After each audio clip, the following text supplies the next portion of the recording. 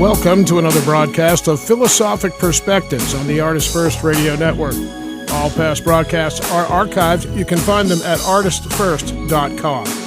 And now out to your host, Mr. Arthur D. Schwartz. Why, hello, everybody. Nice to have you with me this evening. Well, today I'm going to talk about one of my favorite subjects, libertarianism and socialism. In other words, libertarian versus socialism, or the differences or the benefits of libertarianism and socialism, respectively. So I've titled this show, the title of tonight's show is The Partial Truths of Libertarianism and Socialism. And I just forgot something. Well, I'll fix my headphone as I speak here. The idea for this really just came about last night because I actually attended a lecture at Boston University. And the book, the author, Wolfgang Streeck, and the book is entitled How Will Capitalism End? And the thing about it is the book, the author, I don't necessarily agree with what he was saying, although I do to some degree.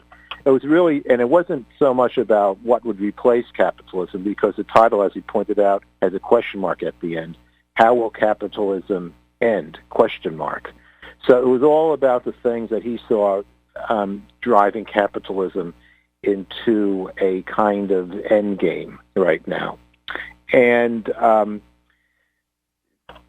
one of the major themes really was that capitalism is just designed to basically increase profits, and so you're getting to a point. It reminded me almost like what's that principle in computer science, that Moore's law, where there's a limit to how fast computer chips can process it. So our modern concept of computers are going to run to, at some point, we were going to reach the limit of how fast they can be without going into a whole different kind of computing, which they're going to do.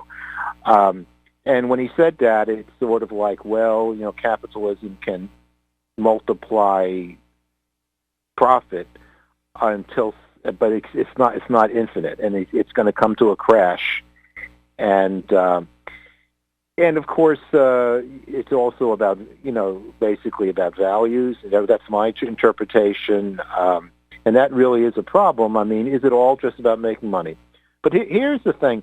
I don't really agree. I'm going to talk about my discussions today will be on the two subjects of capitalism and socialism, as I discussed in four very short sections of my book, Ethical Empowerment, Virtue Beyond the Paradigms. But what I'm planning to do, because each section, these four sections, they're only like a page and a half. They're very short, but they do basically set the stage for my arguments relating to capitalism and socialism.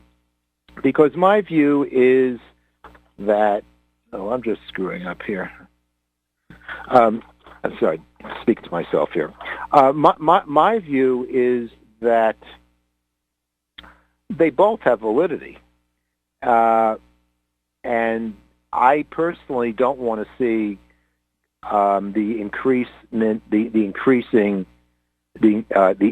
in wealth that capitalism drives. I mean, that's what capitalism does. It's not only to make individuals richer, but it does increase the wealth of society. It does have a lot to do with creating new inventions, which is very near and dear to my heart. So I think it has a lot to do with progress. On the other hand, it really has a lot to do with the making us more shallow and just only caring about money and only caring about profit, and having the profit motive invade areas where there really has no business being, like in medical, in medical care, health care, I should say, or in the case of lawyers. In other words, I don't see how profit and justice stand side by side, really. If someone can buy more justice than another, is that really justice? I really don't think so. As a matter of fact, I don't really think many people could argue for that, except for the people who just simply say, well, that would be socialism if you got rid of that, but that's just circular reasoning. It's pretty reprehensible, the fact to think that someone could buy off, basically spend more money and get, let's say, acquitted, and another person doesn't have the money would get convicted.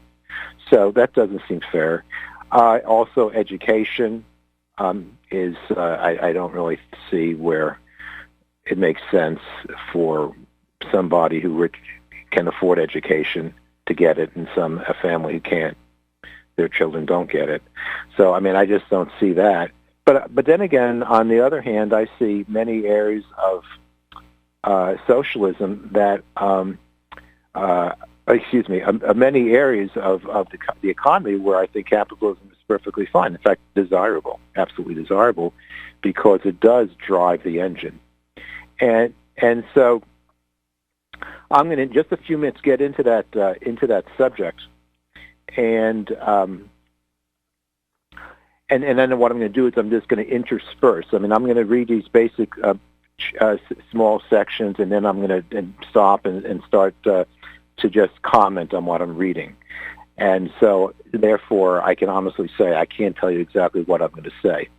In fact, those chapters I haven't even read myself for quite a little while now, but that only makes it all the more fun. But one thing I would like to comment before going into that is where Wolfgang Streck, I guess is how to pronounce his last name, how he sees I don't think he sees the pluralistic benefits that I do. For example, that I can see a world that has a combination not only of capitalism and socialism, intertwined, not necessarily in the same programs, but in different sectors of the economy. When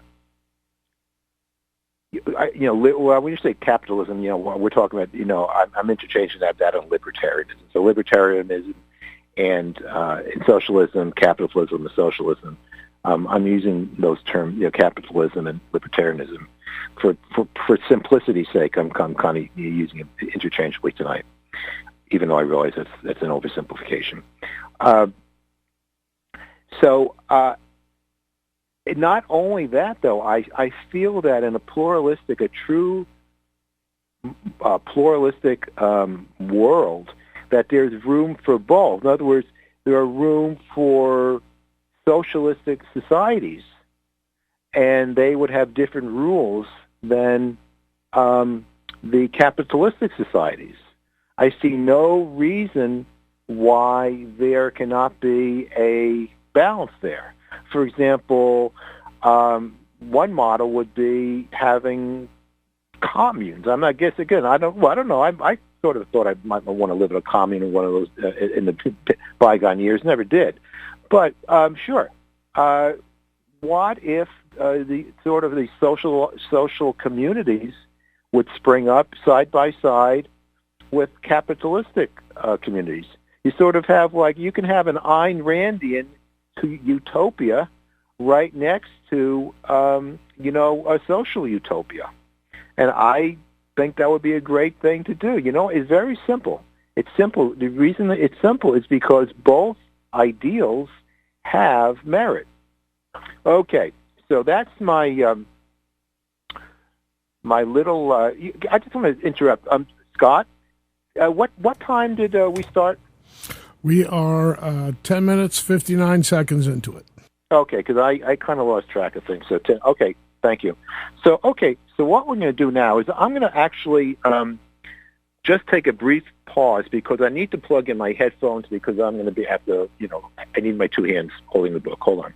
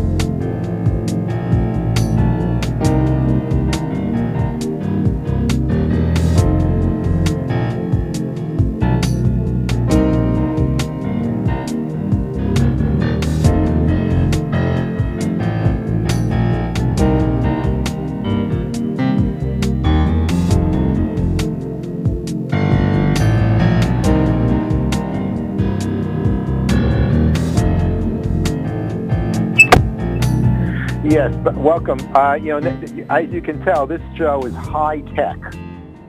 Well, I didn't realize by unplugging the mic, the headset, that I would actually disconnect. But that's what happened. So sorry about that. But just I'm about now to read. Most of the show now is going to be I'm going to read these very short sections that kind of set the theme for the aspects of my book that deal with the comparison or the differences between libertarianism / capitalism and socialism. Now, one of the things that's very, very important to me is really having society having a firm basis, so that there basically would eliminate poverty. People don't necessarily, I think people can have a place to live and have food to eat and to have their health taken care of without interfering with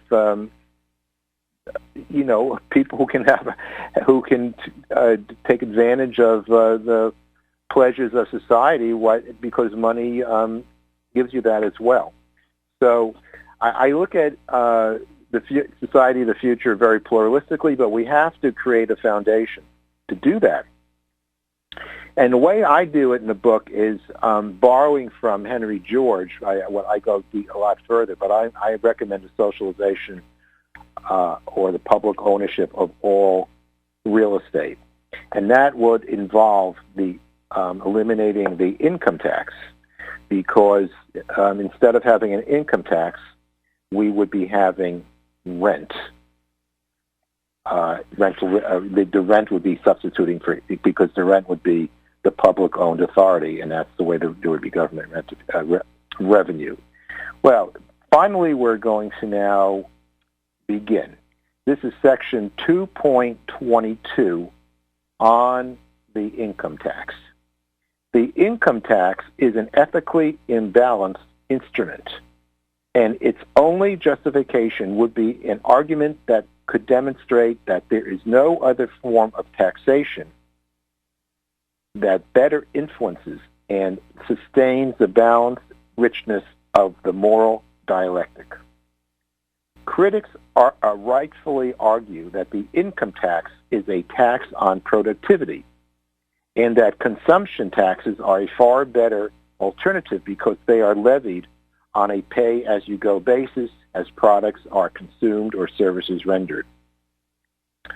Rather than taxing productivity, consumption taxes generate public revenue as products and services are purchased and used by the tax-paying consumer. Consumption taxes are superior to the income tax, but as will be discussed in subsequent sections, they may not be the best solution for providing necessary and sufficient governmental or public revenue. Proponents of income tax elimination also argue that the income tax encourages wasteful governmental spending. Clearly, this is the case due to the extremely poor linkage between income tax payments and the services received in return. But opponents of the income tax who want to abolish it because they are opposed to big government in order to castrate its capacity to provide needed services argue that from an ideological position equally as much as those two who argue that the income tax is progressive. The grossly invasive and inefficient income tax, whether it is a flat tax or a tax that increases incrementally for higher incomes, can never be progressive. The argument that the income tax is wrong-headed because it is the source of big government, and the counter-argument that it is the progressive solution for needed social services are both deeply flawed. The libertarian accusation that the income tax is a tool of socialistic thievery clashes with the socialistic position that the income tax is the only answer or the best answer to libertarian selfishness. Both positions express a morally incoherent view of economics. The economic goal of any free society will always involve the encouragement of enlightened self-motivation for individual flourishing, as well as external, socially originated motivation that encourages individuals to become self-motivated and self-empowered. But where is the motivational power produced from the unearned revenue in the form of a tax that is taken or stolen from the earned income of individuals and businesses? And so, too, where is the motivational power generated by small-minded governments that allow the sick to become sicker, the poor to remain uneducated, and quote-unquote justice to be sold to the highest bidder? The income tax must go, but not at the cost of fairness, beneficence, and compassion. Those principles, fairness, beneficence, and compassion, are key concepts of the basic theory of ethics that I propound. But I've talked about that on other occasions. Okay, so this little piece on the income tax here shows that the libertarian view and, let's say, the regressive view, the socialistic view. I mean, I'm using socialism and progressivism interchangeably here. Just like I'm using libertarianism and capitalism interchangeably. I realize that's an oversimplification, but it serves a purpose for tonight. And so, you see, the fact that, wanting to cut down on big government, that's certainly desirable. But, okay, does that mean that people go hungry? And people can't afford medical coverage, or people can't afford legal protection, or people can't afford education, and so forth and so on. There seems to me there has to be a balance. Now, this is on the subject of the income tax. Well, is the income tax the best way? Because the government does need revenue, right? The government needs revenue.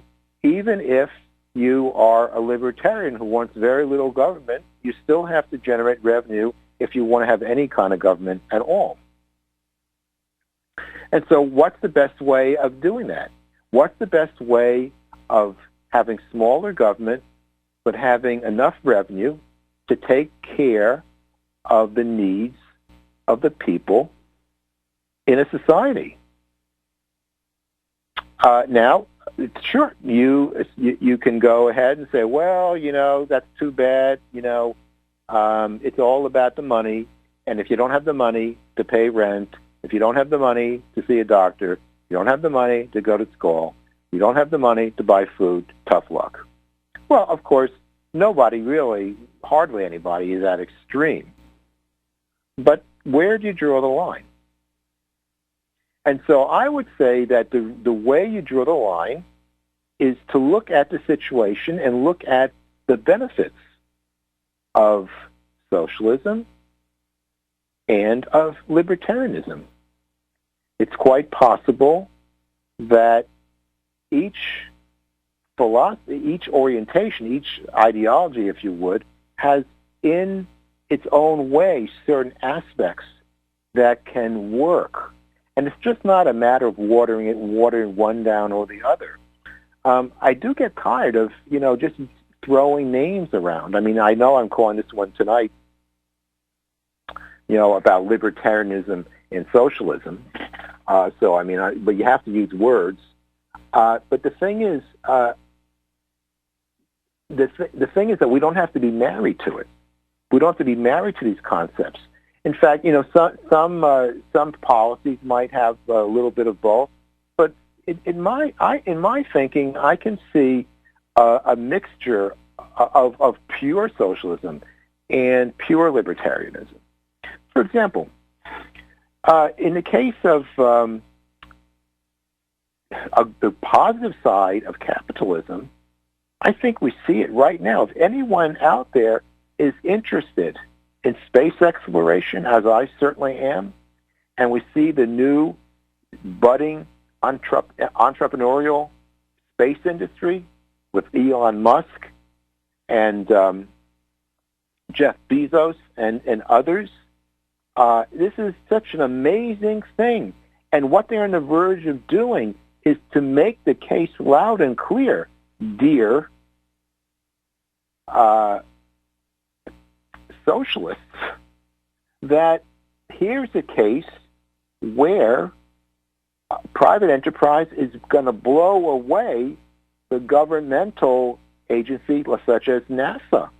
They're creating, it looks like they're on the verge of creating rockets far more cheaply and far more effectively and far more quickly than the government bureaucracy was able to do. As a matter of fact, it's also an example of government and private enterprise working together, because it was probably pretty impossible for the space industry to get out of its crib through private enterprise in the beginning. Government money had to, be invested in private companies, and in research to develop the early space program and the flight ultimately to the moon. That could not have been done without government, not realistically speaking. But now that government got it off the ground, now we have a budding industry, and now it's going to be the other way around. I think government's going to be relying more on the ingenuity of SpaceX and companies like that. So this is a perfect. Right now, we're living in a very exciting time in terms of space exploration. This is a incredible thing that's happening. I remember after NASA was having so many cutbacks and so forth, that I remember reading that people thought, or experts were saying, well, we won't get to Mars by probably 2050. Well, guess what? Not only Musk, but a whole plethora. I think NASA, and I think the Chinese, and I think Europe itself, is saying that we're going to get to Mars maybe in about 10 years, 10 or 15 years. Unbelievable. So that's all the result of, in my view, people like Elon Musk, because they have accelerated the process. And so I'm just saying, to me, it's crystal clear. There is a place for socialism and capitalism, or if you would say, you can call it libertarianism and progressivism. So let me just hold on here for a second. I just want to see something. So that's something I really want to keep on harping on. The title, "The Partial Truths of Libertarianism and Socialism," is exactly what I was just talking about. That there are partial truths. That capitalism is the way sometimes, and socialism is the way sometimes, and sometimes probably you do need an admixture. What I want to do is just get away from the terms. Let's do the thing that works. And what works? Well, in my terminology, in terms of what I've done in the book, is that there is a balance between self and other, between love thyself and love other, to do what's best for yourself, to do what's best for others, and to understand the balance and how that breaks down, not through some kind of arbitrary rule or rules, but of a natural unfolding that sometimes the focus seems to go in one direction or the other. And so that's the direction we want to go. So I think at this particular point in time, I just want to get my thoughts together, and we're going to take a break, Scott, and we'll come back in a few minutes.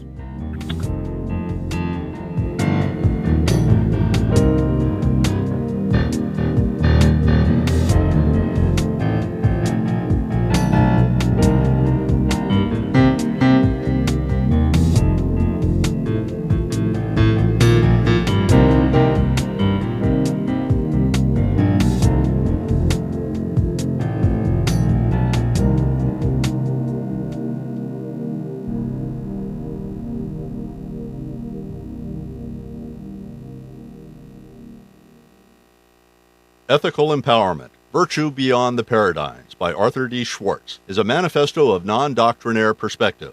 A broad range of ideas and principles are discussed, but the ethical challenge is always to keep the diversity, depth, and breadth of philosophic perspective within the boundaries of love.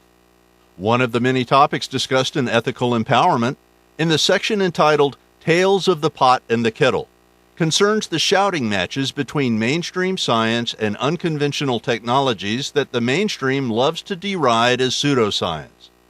Some claimed inventions may well be hoaxes, but there is very good reason to believe that many others have been suppressed in order to retain monopoly control or for other unsavory reasons. Is free energy possible? Are cures for cancer being held back or impeded by big pharma and the medical establishment?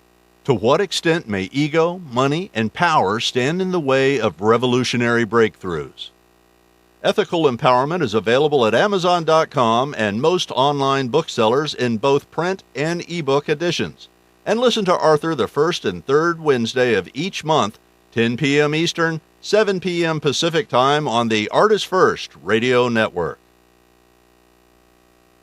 This is Robert Kramer.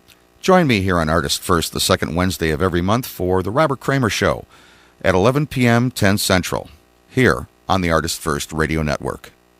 Ethical Empowerment, Virtue Beyond the Paradigms by Arthur D. Schwartz is a manifesto of non-doctrinaire perspective. A broad range of ideas and principles are discussed, but the ethical challenge is always to keep the diversity, depth, and breadth of philosophic perspective within the boundaries of love. One of the many transformative ideas discussed in Ethical Empowerment is the elimination of the political party and its replacement with an independent, no-party political system. By freeing society of the political party, the democratic process will encourage the emergence of creative political solutions through a natural political process. Oppositions and alliances will become unfettered by needless obstruction and entrenched divisiveness. The political party artificially divides and obstructs, and does little else. It is time for a new day in American politics, a truly independent political system that has freed itself from the institutionalized divisions of party politics. Ethical Empowerment is available at Amazon.com and most online booksellers in both print and ebook editions. And listen to Arthur the first and third Wednesday of each month, 10 p.m. Eastern, 7 p.m. Pacific Time on the ArtistFirst Radio Network.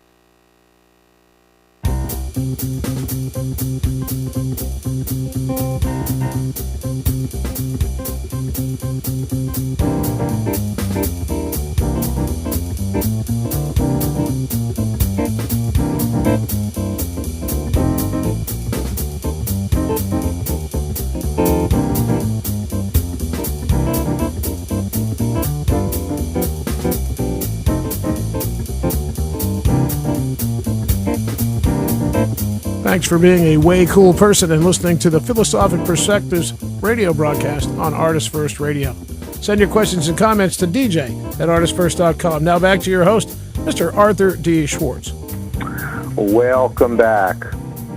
So I am talking about libertarianism and socialism, the partial truths of libertarianism and socialism.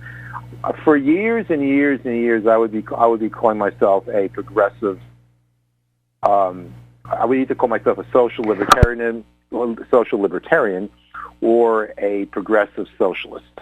I've had that idea long before I started writing this book, and so when I finally did that idea came to some fruition, and so. I can say I'm a libertarian, and I can say I'm a socialist. I feel very comfortable about that. See, that's just the thing. Most members of the Libertarian Party or of socialist parties would never say that. A socialist would never say, I'm a socialist, but I'm also a libertarian. Or the libertarians wouldn't say, I'm a libertarian, but I'm also a socialist. You see, I think that is absolutely possible and not contradictory, because it's very simple. Because the application of the principles that those ideologies, and that's what they are, ideologies, when it's dogmatically applied, those principles, if you only use it as it's applied in distinct situations, then they don't conflict. It's when you try to put it, in the same situation, and it doesn't work, because clearly the strengths of one or the other apply, but not for the, not for example, I don't think there's anything libertarian about medical care, really. Well, I shouldn't really say that. I mean, there might be in terms of promoting research and development on drugs and that type of thing. But I'm talking about in terms of providing the needs of people for health care. I don't really see how being able to, it's just wrong. Just someone, you can live or die, or you can be cured or not cured, because it depends upon how much money you have. You can say that. A lot of people absolutely do say that. Clearly they do. Look at all the resistance to universal health coverage. People do feel that way. I don't. I think some things money can buy, and some things money should never be able to buy. That's my point. That's my view. Now, Section 23 is called on property. So I have in this area, this is part of the book, I have several sections that go into the tax system and property and my proposal for public ownership of all real estate, and which is accompanied by the abolition of the income tax, and hopefully it would be all taxes, because governmental revenue would be strictly derived from taxes. So you wouldn't have to file a tax return. You just have to pay your rent. Or some people won't pay rent because they're not the renter, but all renters, whether individual or private, would pay rent. Like right now, the GTEs of the world and big corporations sometimes don't even pay any income tax. That's true. Well, that would be done because presumably they own a lot of property, and when they would be renters, they'd have to pay, and so they would be paying their fair share of government revenue. This small section is called on property, Section 2.23. The notion of private ownership of land and natural resources is an audacious legalism. Is the natural habitat of all the earth's denizens something to be owned, much as someone owns a toaster or an automobile? Whatever God means to you, isn't it the real owner of land? God, that is. In any case, these questions become somewhat moot because ownership of land generally does not entitle its use without restriction. Governments regulate and zone what may or may not be constructed on land or how it may be used, much as, example, the use of the automobile is regulated. Ego and property may be indistinguishable in some cases. But at least we are born into the world owning our own bodies. Or that is the general consensus, even if some extremists might contest even that right. No legitimate rule of law is going to take away an arm or a leg, even if that assumption may be called into question by the ideologues.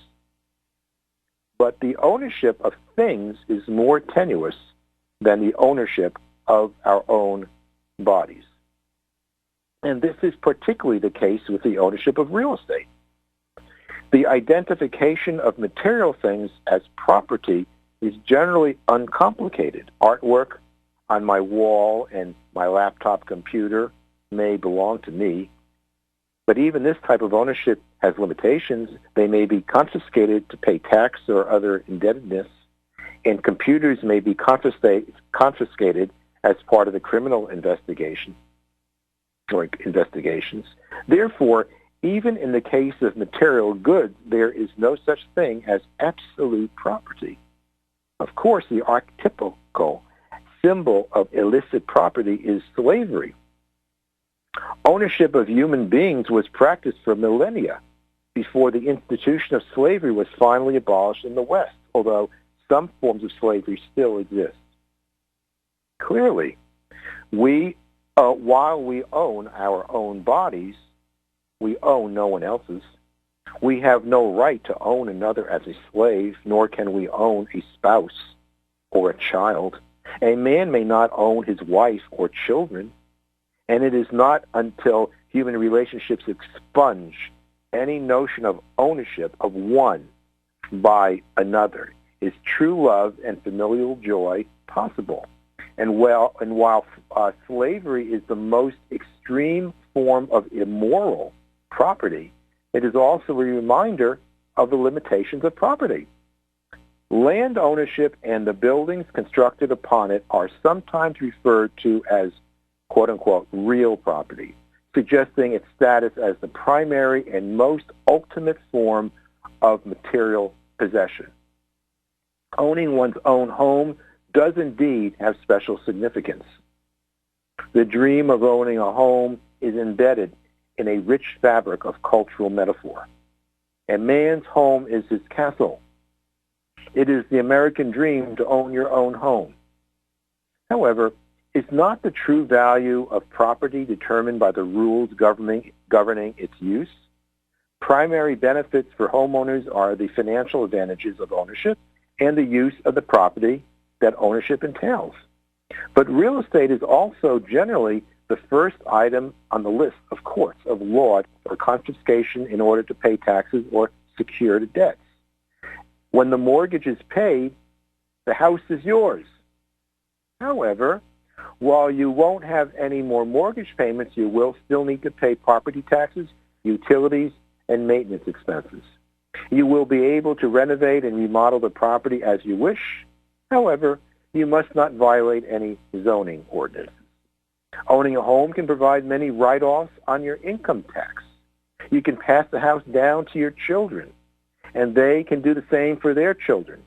However, the gains are reduced by inheritance taxes. You can keep the property forever. However, it may be taken by eminent domain. Real estate is a solid investment. However, this is not always the case, such as demonstrated in the recent real estate collapse. And alternative investment opportunities may be superior and more secure. Qualifications aside, private ownership of real estate, by and large, seems to work well. People like it.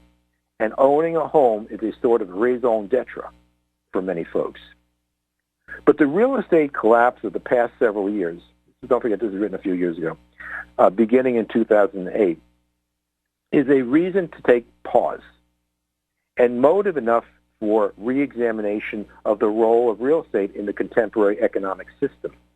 We have previously discussed dogmas relating to profit, and while the profit motive is a desirable and effective mechanism respective to most spheres of economic activity, in certain economic spheres, the centrality of profit can become antisocial and ethically unsustainable. In the matter of intellectual property of patents, it has been argued earlier that the current patent system, while solidifying the notion of a patent as property, also impedes social progress and furthermore does not financially benefit some, if not most, patent holders. The conception of patents qua property, that means as property, in the traditional patenting of inventions stifles productivity and almost certainly some inventions get suppressed entirely by allowing a threatened business interest to purchase and then bury the patent for a variety of reasons. Real estate is an enormous economic sector in which the role of profit will now be critically considered from the point of view of the broad ethical perspectives that have been developed in this book. If communism had produced superior wealth, creativity, and individual flourishing, it would have surely prevailed. Clearly, however, communism was and is a dismal failure. Even the People's Republic of China has adopted a largely capitalistic economy, even if its repressive political system is still in force. Communism and pure socialism are not the answers, and as has been argued in these pages, they represent an ethical and social foundation that exhibits gross moral incoherence by its repression of individual rights and other moral prerogatives. The question that must now be addressed, however, is whether the conventional system of privately held real estate creates blockages in the economy that seriously impair both capitalism and democratic principles. If fundamental revisions discussed here would form a wealthier, more just, and more democratic society, and if greater social harmony and individual empowerment would thereby be achieved, then these or similar revisions may be difficult or well nigh impossible to deny. And so that concludes this section on property. And that last sentence just says it. In other words, here's the thing about it. What many people do is you have the dogma and say, no, that's bad. So if you had a system such as the one I just proposed of the public ownership of real estate, which makes possible, the next section, which I'm not going to read, but the next section argues for the abolition of all taxation, because public ownership of real estate will provide the rental revenue to provide the needs of society. And what we're going to talk about next is entitlements and how that would fund entitlements, although perhaps making not quite enough money to finance the wild, crazy military spending we have in the world today, which would be a good thing. Of course, that would have to happen on a worldwide level, but that's another section. So the thing is, the proposal that I make is just going to be rejected. Socialism, communism, and yet even if it can be demonstrated that human individual freedom soars, that productivity soars, that freedom soars, that everyone is happier, that people still have homes much like they do now, because we're not going to talk about this today, but I've structured it so you wouldn't really notice the difference. It's just the fact that you don't actually own the property, you pay rental revenue. And then you wouldn't pay any taxes at all, and society would flourish as never before. There'd be an extremely huge amount of cash that would enter into the system as the private property was moved over into the public sphere. I mean, again, I realize people listen to this. Many people just say that's garbage, it's kooky, it's nuts, and they did. But the thing is, that just makes my point. They will reject it without even thinking about it. And that is in itself very Donald Trump-like. Okay, on that comment, we're going to take another break, and we'll be back shortly. And I'll keep on talking, Scott, until you're ready to go.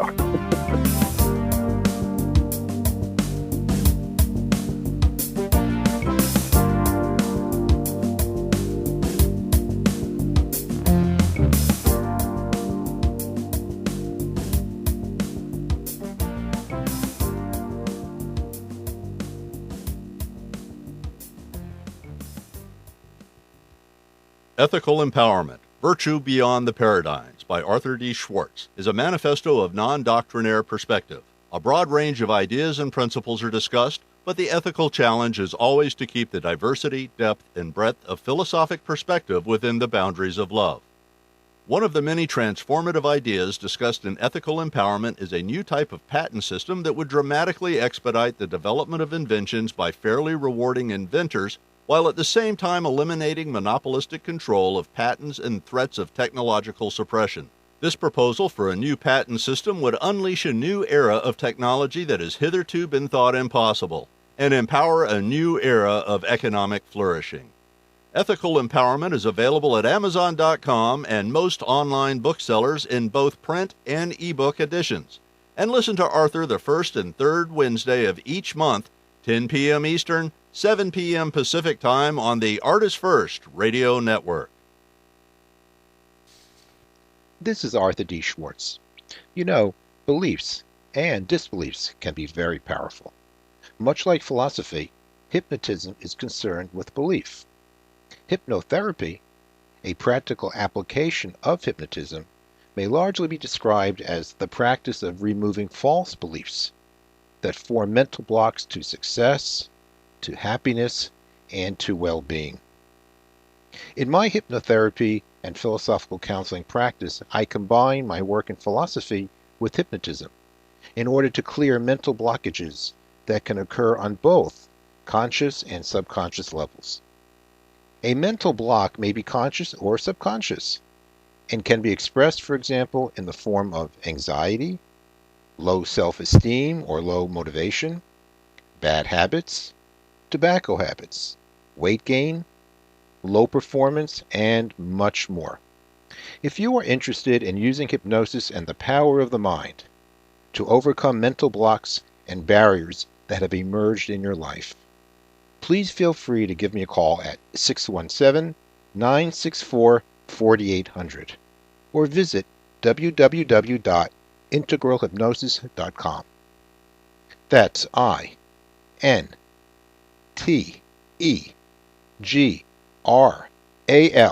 hypnosis.com.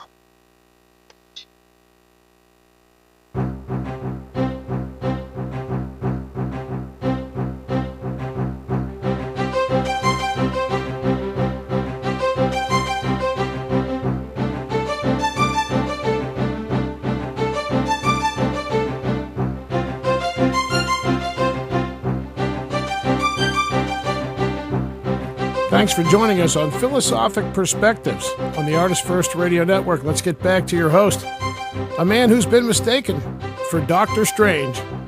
It's Arthur D. Schwartz. Well, welcome back. Yes, I don't know if I've been mistaken for Dr. Strange. I certainly have been called strange. I'm sure many people feel that way, but I take that with a badge of honor. So, yes, if you want to call me Dr. Strange, thank you. Okay. Now we're going to move to entitlements because, of course, for my scheme, when we have rental revenue paying for the entitlements, you need to build a foundation and an understanding of what entitlements are and what is affordable and so forth. So section 2.29 is called What Are Entitlements? And the last section I'm going to read is 2.30, part 2.30, what entitlements are not. But this is what are entitlements. Societies that are serious about establishing fairness will distinguish wants from basic needs and determine their capacity to procure those goods and services that qualify as basic needs. A basic need that is procurable may be characterized as an entitlement. So I'll repeat that. This is my formula. A basic need that is procurable may be characterized as an entitlement. An entitlement is or ought to be a writ of empowerment. When social entitlements are framed as the provision of basic needs for a stable, rational, and ethically empowered society, the conception of what has been generally thought of as entitlement is both expanded and delimited. For example, the stabilization of monetary value, which I discussed in another section, is a basic need as much as are good roads, running water, and reliable electricity. Are not the provision of safe roadways, water and sewage systems, and electricity entitlements that every member of society has come to expect and deserve by virtue of his or her membership in society? A stable currency, no less than roads and running water, is an entitlement. The only limitation to a consensually established entitlement is that it be provided according to principles of affordability. We have discussed in the preceding sections a proposal for public ownership of all real estate, and it is argued that it would result in a secure and stable foundation of public funding that could replace taxation and provide funding for necessary and affordable entitlements and services. While the divestiture and reinvestment of all private real estate would likely result in the gradual diminishment in status of an elite mega-rich, the depth and breadth of affluence would radically expand. A political system that is freed of political parties, which impede and block effective governments, is in a Washingtonian spirit an entitlement.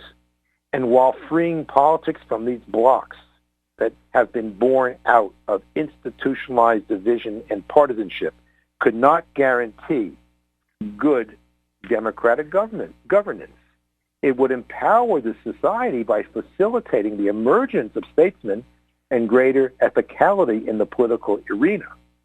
And in independent, party-free political system will coalesce independent, free-thinking men and women around common goals, thereby empowering them to legislate undistracted by the irrelevant maneuverings of party politics. Closely connected to the democratic entitlement of politics, closely connected to the democratic entitlement of politics, freed of the corruptive influence of political parties, is the entitlement of the collective public, and the entitlement of the collective public forum, structured in such a manner that it might encourage intelligent debate and discourse. The classroom and the boardroom have requirements to optimize communication, fact-finding, and decision-making.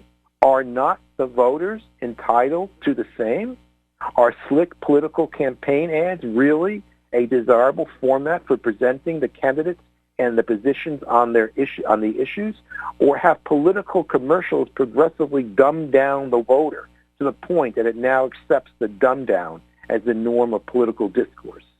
An ongoing publicly financed discussion forum in which all candidates are afforded the opportunity to respond to questions prepared by a nonpartisan board, the recording of which would be continuously available for voter review, would augment the debate that have advantages over the grandstanding that often occurs. With this media access in place, the dissemination of the views and positions of the candidates would be broadly available, and obscene and ridiculous campaign spending levels would be dramatically reduced. In addition to corrupting political discourse, the magnitude of campaign spending on idiotic commercials, or even the term, is an affront to the sacredness of the democratic process, has corrupted the very foundation of American democracy even more deeply. What is the distinction between lobbying and bribing? When the lobbyist donates money to the politician he lobbies. Justice based on the ability to pay merely a system of privileges in which the best justice is available only to paying subscribers. But, of course, unequal justice is the definition of injustice. The clumsy justification of this system of privileges or privilege or injustice goes something like this. Lawyers deserve to be paid. And the best lawyers should be paid the most. Highly successful lawyers have earned their enormous fees because they have the right to charge whatever the market can bear. And that is all that matters. It's only fair and it's only just. If some poor schlub can't afford a good attorney, it's his fault. A rich man has a right to superior legal representation in the American justice system. Justice is in quotes. But a system in which the wealthy are entitled to superior legal defense is merely a system of privilege. The solution is clear. Demand that there be fair and equal legal representation as an entitlement for everyone. But advocates of privilege and the status quo have a simple reply. Justice for all would be socialism.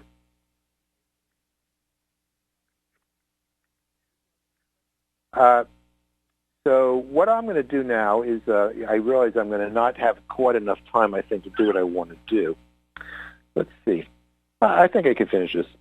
The maxim that no cost is too high to save a life is one of those trite non-truisms that many spout, but few take seriously.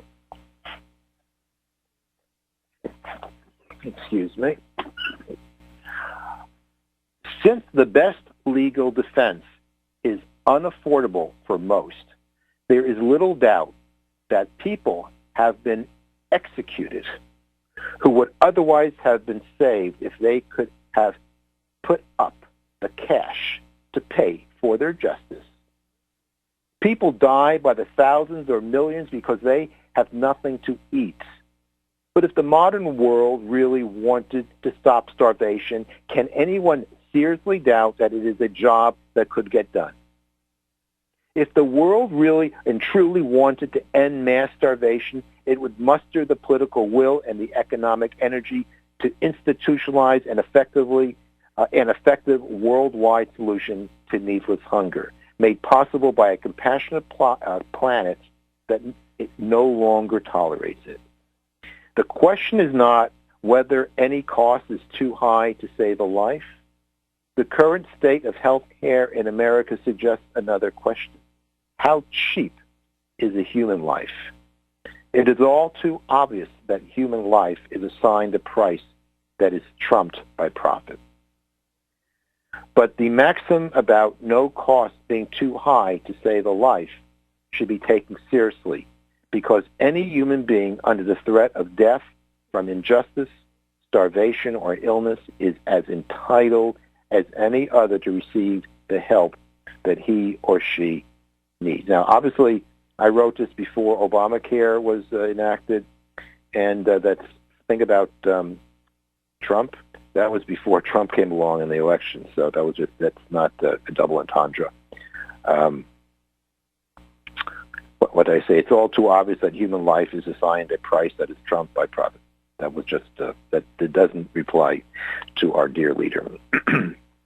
While a few million years may have made their fortune by shrewdly investing in a small sum, we can hardly expect that creating riches from practically nothing will become routine.